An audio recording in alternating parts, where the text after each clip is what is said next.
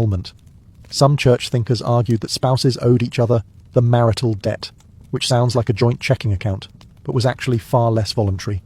Still, the picture wasn't all grim. Medieval courts did prosecute cases of coercion and assault, especially when witnesses were available or the accused didn't have powerful friends. In urban centres like London or Paris, court records show women and men bringing forward complaints, sometimes winning justice, or at least making a public stink. And let's not forget the literary side. Medieval tales are full of complex dynamics. Courtly love poetry, for example, often danced around consent, with knights pining, ladies refusing, and everyone dramatically swooning. If nothing else, they knew it was important to ask, even if they ignored the answer. If you ever felt like the medieval church had a complicated relationship with physical pleasure, you're right. It wasn't just complicated. It was borderline suspicious. And that suspicion extended right into the bedroom of every married couple, where the church preferred, ideally, that nothing too enjoyable was going on. To be fair, the church didn't outright ban marital relations.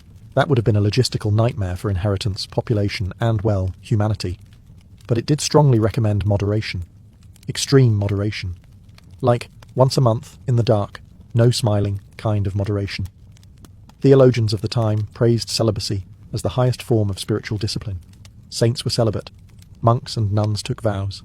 Even married couples were encouraged to live in continence, abstaining entirely, especially if they were older, holier, or simply tired of each other. A couple who voluntarily gave up intimacy was praised as being halfway to sainthood, or at least halfway to separate beds. Some church thinkers like St. Jerome went even further. He argued that even within marriage, desire was a weakness.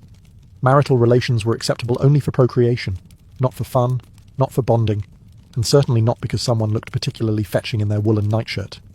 This attitude filtered down into confessionals and moral manuals. Priests were instructed to ask married parishioners if they had been too lustful, even with their own spouses. Picture the awkward silence that must have followed that question at the altar rail. And yet, people still lived their lives. Most peasants, merchants, and even nobles nodded politely at the church's teachings, then went home and did whatever felt right between chores, taxes,